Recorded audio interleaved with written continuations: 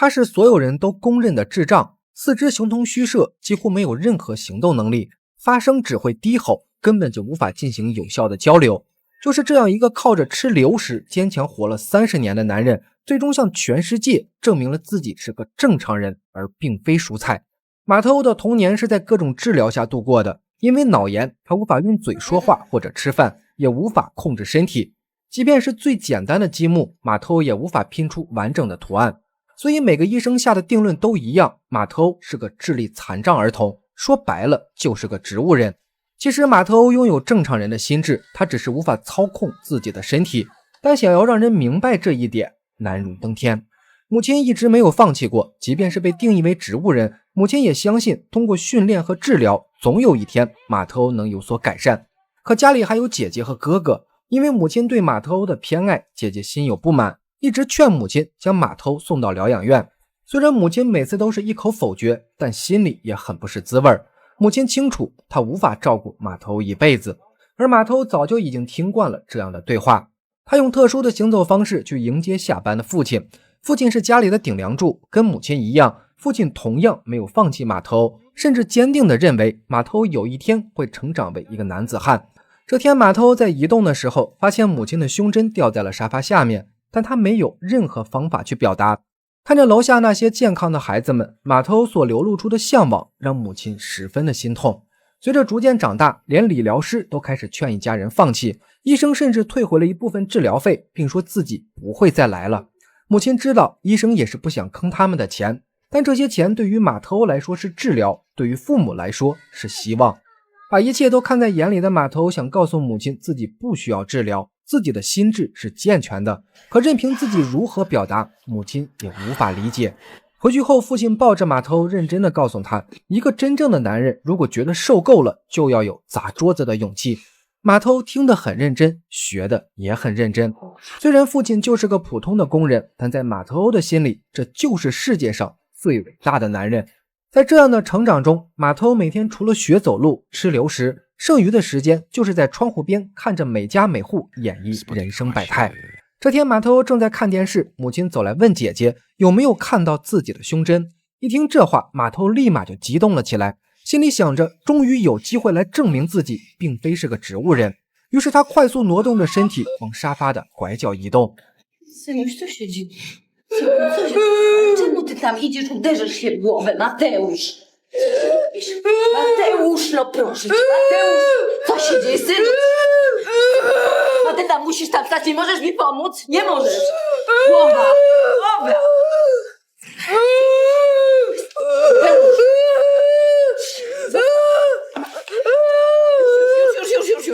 Już, kochanie, już dobrze jest. Już jest dobrze.母亲将所有的爱都倾注给了马特欧，只是在这一刻，这种爱对他来说却是一种枷锁。晚上，父亲抱着马特欧，告诉他地上有多少人，天上就有多少星星。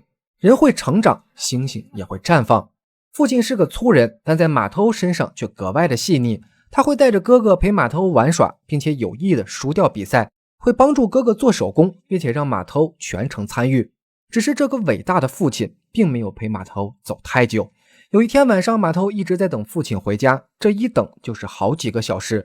等到了后半夜，喝醉的父亲回到了楼前，但他没有直接进去，而是爬上了铁架。很快睡着的马特欧听到了敲玻璃的声音，他知道一定是爸爸回来了。马特欧激动地将自己挪了过去，他想要知道爸爸要给他看什么。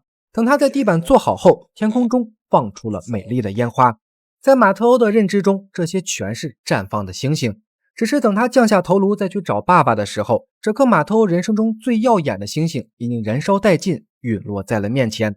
因为醉酒不慎失足，父亲永远的离开了这个家。马特欧的人生或许是黑暗的，但父亲已经为他点亮了星空。随着时间的推移，马特欧逐渐的长大成人。这天，哥哥推着他出来晒太阳，在命运的安排中，他认识了安卡。安卡的母亲生活有些混乱，所以安卡并不喜欢在家。看到特殊的马特欧，安卡反而觉得遇到了一个心灵纯净的人。有了这次接触之后，马特欧便开始更加的关注安卡，两人的见面次数也逐渐增多。安卡生活在不健康的家庭环境中，所以纯净的马特欧是他最好的倾诉对象。而在马特欧的心里，这是人生中第一次有家庭以外的人真诚地对待自己。他认为自己就是安卡的男朋友，并且开始幻想起了未来的生活。然而偶然的一天，床前的马特欧看到了安卡的后爸在实施家暴，想要保护母亲的安卡也跟着遭受了毒打，这让目睹一切的马特欧极致的愤怒，他甚至想杀了这个男人。可他真的能做到吗？为了安卡，马特欧坚持每天等在楼下，终于这天等来了安卡的后爸。Dlaczego to robisz?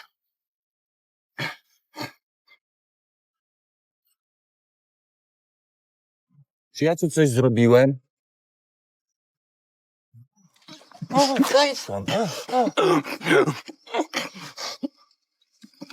Biedny. Ej, cicho. Cicho, bo... Coś mu zrobił?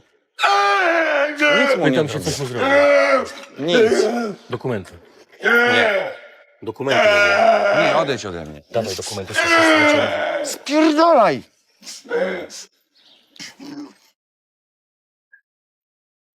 犯过罪的男人意外的被警察抓捕，但马特欧的幸福却没有延续。当晚，安卡从家里跑了出来，马特欧看到后就赶紧往门口挪。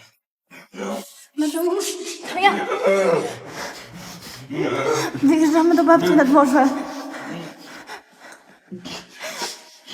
Mama chce usiąść, zanim wypuszczą go z więzienia. 本以为是依靠的开始，没想到却是突如其来的分别。隔门相望的两人相互触碰着指尖，用仅有的身体接触诉说着心里的不舍，就像是两人对着镜子按下了注销键，不情愿地注销了这段美好的旅程。安卡一家离开后，马特又回到了以往的生活。很快，哥哥找到了出海的工作，姐姐也将男朋友带回了家，准备组建新的家庭。这意味着此后能照顾马特欧的就只有母亲一个人了。Mama powinna pomyśleć o Mateuszu. Znaczy, jak pomyśleć? Jest coraz cięższy, kto go będzie dźwigał. 女儿的话很直接，也很现实。自从父亲去世后，母亲这么多年因为背马头早已落下了腰痛的毛病，可她就是不愿意把马头送进疗养院。其实谁都清楚，这一天早晚会来。终于这天，母亲在抬马头时腰部吃痛摔了下去，就这样马头被迫进了疗养院。这里有很多的病友，唯一的不同是其他人是真的有智力障碍。看着这里形形色色的病友，马头心里说不出的难过。以前他虽然是被当作植物人看待，但生活在正常人的世界，就永远有机会证明自己。可来到疗养院，似乎一切都成了奢望。他只盼着母亲早点出院，然后接自己回家。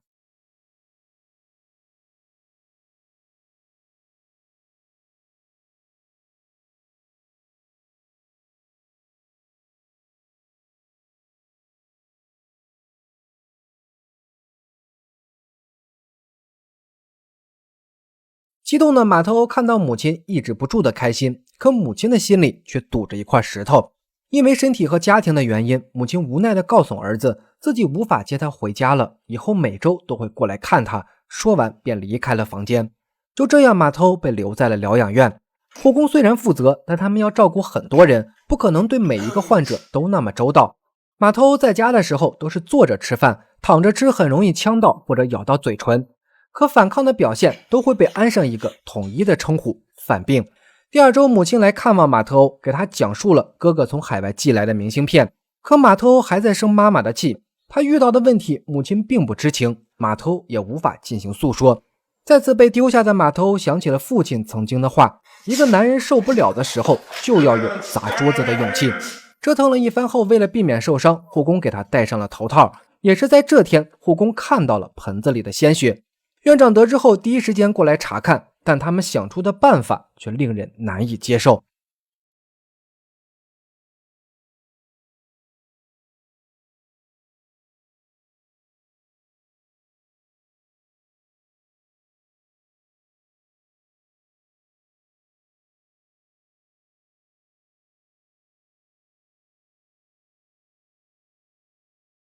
被拔掉牙齿的马特欧几乎丧失了活下去的欲望，这种悲痛根本就没人能理解。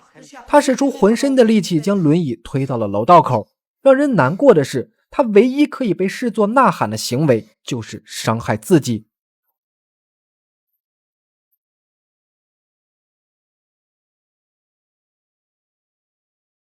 这次的事件对于马头来说是成功的，也是失败的。院长似乎明白了他的一点心思，于是摘掉了头套，并且给他换了一个新的护工。失败的是，曾经的悲剧又将重演一遍。美丽大方的梅达一点也不嫌弃马头，不仅照顾得很仔细，还会时不时的在他面前跳舞。在马头欧的心里，这并不像是之前的医患关系，更像是一种恋人般的依靠。久而久之，马头欧这颗早已破碎的心再一次点燃了生活的希望。梅达对此并不排斥，反而还接受了马头欧的爱慕。一段时间后，梅达带着马头欧去参加了父亲的生日派对。马头欧从来就没有受过如此待遇，本以为是命运的转折点，没想到终究是一场支离破碎的梦。梅达是个不听话的富二代，他父亲为了改掉他的陋习，有意安排他去做义工。为了报复父亲，梅达才故意将马头欧带来，并且当着所有人的面说要嫁给马头欧。只是他不清楚，马头欧的双眼并不浑浊，他能看清世间所有的嘴脸。Ciekawe, kogo przeprowadzisz w przyszłym roku. Masz już jakiś pomysł? Rok temu był bezdomny, dzisiaj on. Kto następny? Przestań. Magda, Przestań. porozmawiajmy. Przestań. 就这样，马头回归了往常的日子，听着曾经梅达放过的舞曲，思考着事态的炎凉。坚强的马头这次并没有歇斯底里，而是给了命运一个大大的微笑，不再想着回家，不再奢望理解。身后的门永远是敞开的，无论下一位进屋的是谁，请进出自便。你有你的目的，而我只有我的坚强。随着时间的推移，马头习惯了身边发生的一切。这天，母亲如往常一样带来了哥哥寄来的明信片。念完上面的祝福，母亲便开始念叨邻居们最近的生活。这些再普通不过的话术，深深地刺痛了马头。母亲描述的这个地方，曾经也是自己的家啊。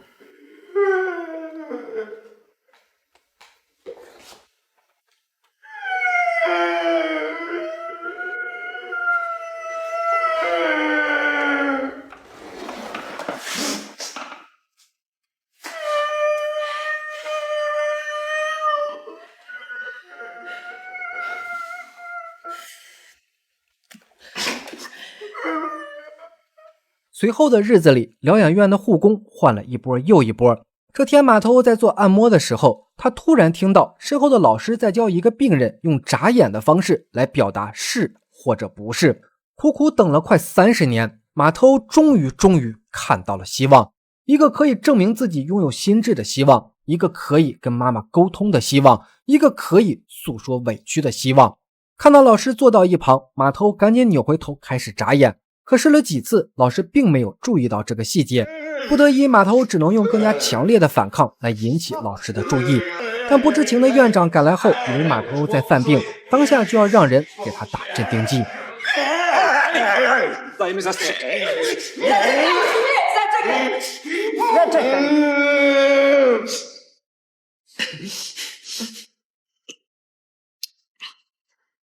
Chcesz mi coś powiedzieć, tak?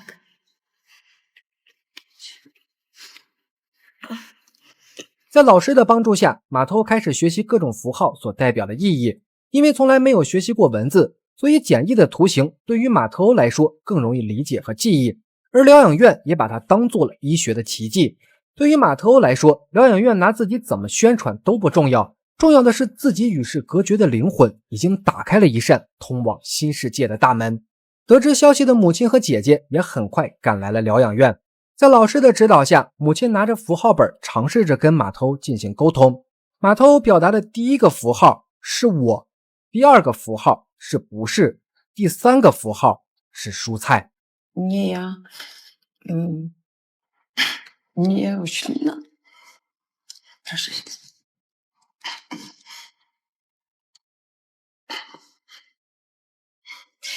Chciałabym sobie powiedzieć, że nie jesteś rośliną.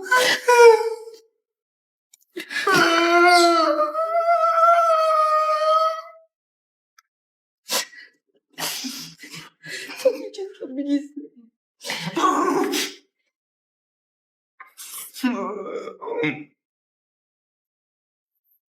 随后医生给马特欧装上了假牙，整个房间也进行了重新布置，更有商家给赞助了电动的轮椅。在跟老师学习的同时，马特欧一直都记着曾经被父亲拥抱的那个夜晚。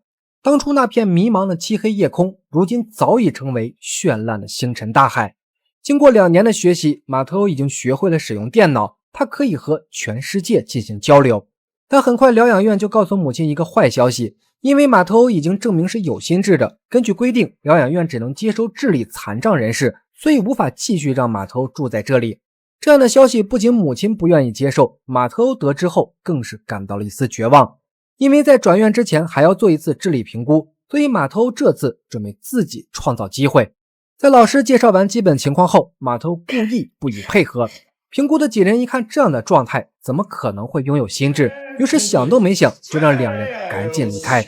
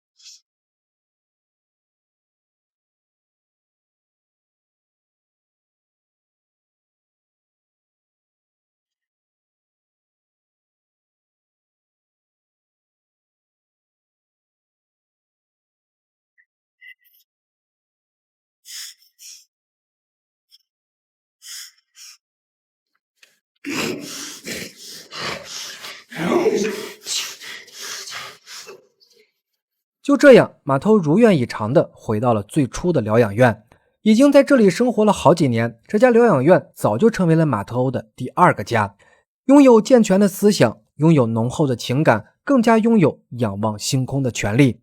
当烟花绽放的那一刻，马特欧这迟来的人生才刚刚开始。 Jest 11 sierpnia, godzina 22:30. Niebo spokojne, księżyc w nowiu. Jasno świecą Merkury i Wenus. Jutro będzie piękny dzień. 这部电影的名字叫做《生命如此美好》，是根据真实故事改编。如果此时的你正处在低谷，希望这部电影能给你带来力量。